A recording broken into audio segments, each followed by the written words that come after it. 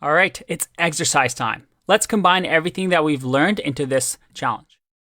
What I want you to do is to create a function called highest even, and this function is going to take a list data type. And this function, for now, will just pass, but I want you to fill in this part with whatever you think is going to allow us to achieve this. If I do print highest even, and I give it a list of, let's say, 1, 2, 3, 4, 8, I want the highest even to be printed in this list. And actually, let's do 10 here.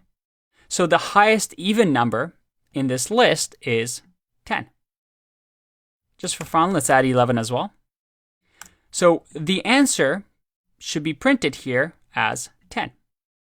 So based on everything you've learned so far, try to fill this part so that you create your own function, highest even.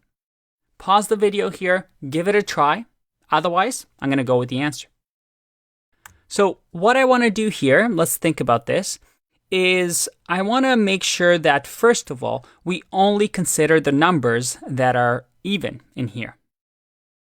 So maybe what I'll do is create a new list called evens.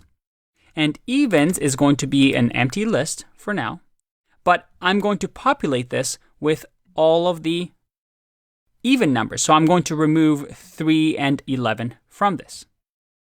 So let's do that. I'm going to say for item in li, if item modulo 2 equals 0, which means it's going to be even, then I'm going to even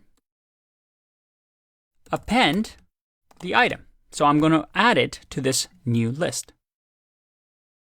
And then finally, in here, once we have the evens list, I want to find the highest number.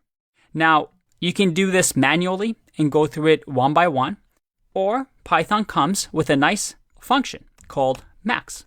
And as you can see, we give it an iterable, and it'll tell us what the max number is. In our case, we can just give it evens. And remember, we want to return something from this function. That is, what is the highest number? Well, we want to return whatever the max of the evens is. If I run this,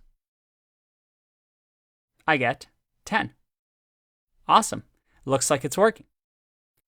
Now, some of you may have gotten tricked and tried to return inside of the for loop.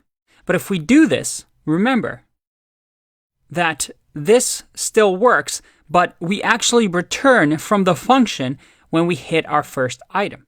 If we had another item, let's say 2 in here, and I click run, we get 2. And why is that? Because I'm returning when we loop the first time through our item, which will be 2. Is 2 an even number? Yes, it is. So we're going to append. And then we're finally returning max evens, which only contains the item 2. So you want to make sure here that the indentation really matters. And if you're returning something from inside a loop, you want to make sure that that's your intended behavior. You usually want to loop through something and then return. So make sure you don't prematurely exit the loop. Nice and simple. Remember, your answer may be different than mine. There are many ways to go about this. But hopefully, by practicing this, you have a better idea of functions. We now have a great utility function, highest even, that we can use all over our program. Good job getting this far, and I'll see you in the next one.